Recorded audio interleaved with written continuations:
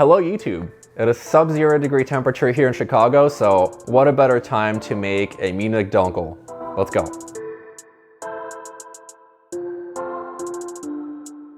For this brew, I'm planning to make a recipe that an old friend has passed on to me. I've had his lager a long time ago and it absolutely blew me away, so why not brew something that works? I'm starting out with Chicago water, using 1.5 milliliters lactic acid and salt additions to create a profile that's very much on the malty side.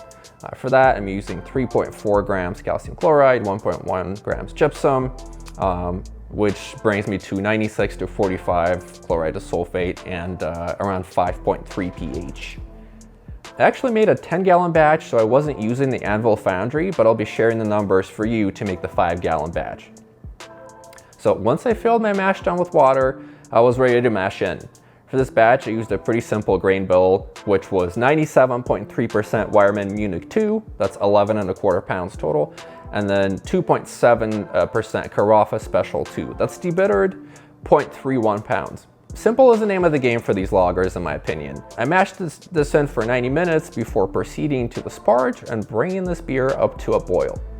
In terms of hops, I added a measly 0.4 ounces of Loral hops at 60 minutes because, let's be honest, this beer is more about the malty aspect and the grains rather than it is about the hops.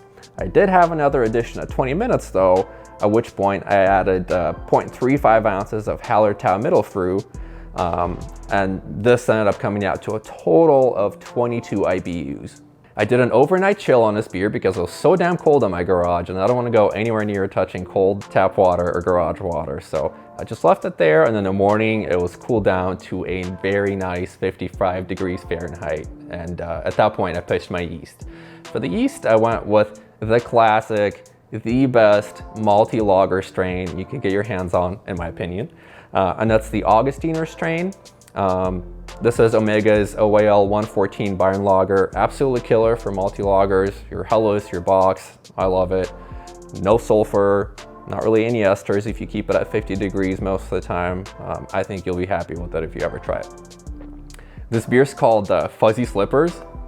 And I called this beer Fuzzy Slippers because it was so damn cold in the garage that I brewed in. And my wife had just got me these slippers and they just changed my life that day. It was so nice to wear them. But yeah, that's the recipe. So let's go try this beer.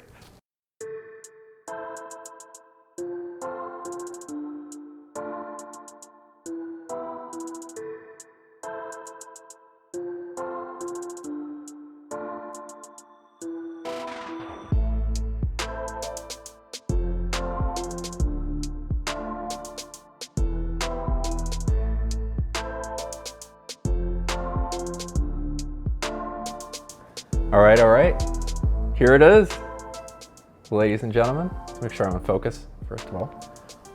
Nice creamy tan head. The color is a little dark.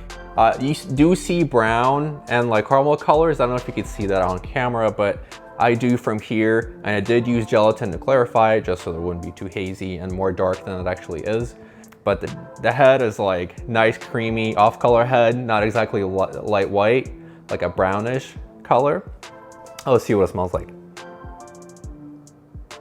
A little roasty of a smell, but like dark rye bread is kind of what I get. Maybe a hint of like malt. Interesting. All right, I can't wait. I'm going in for the flavor.